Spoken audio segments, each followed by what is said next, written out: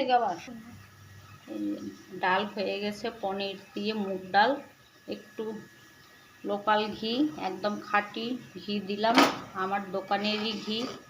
পনিরও আমার দোকানের। মুগ ডাল, এই যে পনির।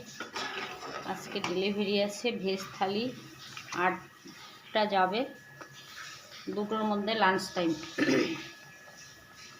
আর এখানে 500 গ্রাম পটল নিয়েছি, আর টক দই রেখেছি, দই পটল বানাবো, তার সঙ্গে একটু পোস্ত দেব।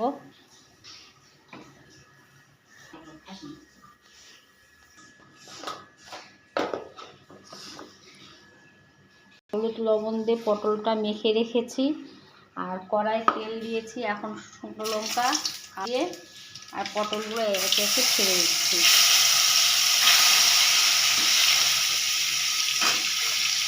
এটা একটা পটল,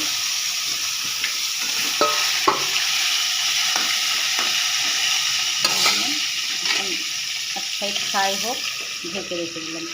সেদ্ধও হবে, ফ্রাইও হবে। বেশি সামান্য যে পটলের সঙ্গে দইয়ের সঙ্গে একটু পোস্ত মিলিয়ে দেব, সেই পোস্তটা শিলনোড়ায় বেটে নিচ্ছি। আমি সব মশলা শিলনোড়ায় বেটেই করি, গুঁড়ো মশলা ইউজ করি না।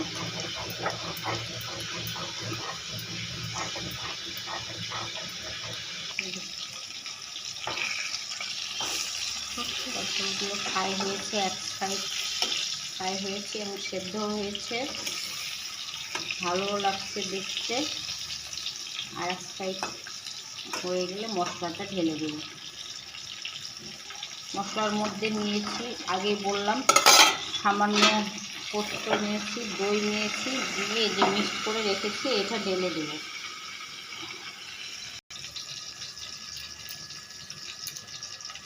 এখন মশলাটা ঢেলে দিচ্ছি। পটল তো ফ্রাই হয়ে গেছে, দেখলেন।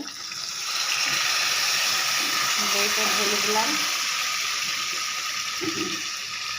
1 চামচ লবণ দিচ্ছি, 1 চামচ হলুদের গুঁড়ো দিচ্ছি,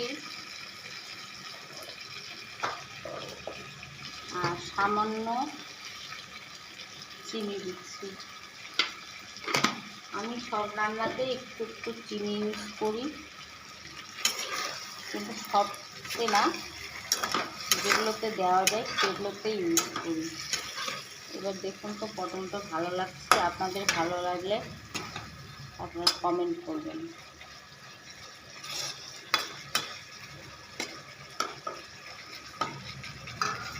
নিয়ে নিলাম, সামান্য যে পেঁয়াজ ধোয়া একটু জল দিচ্ছি।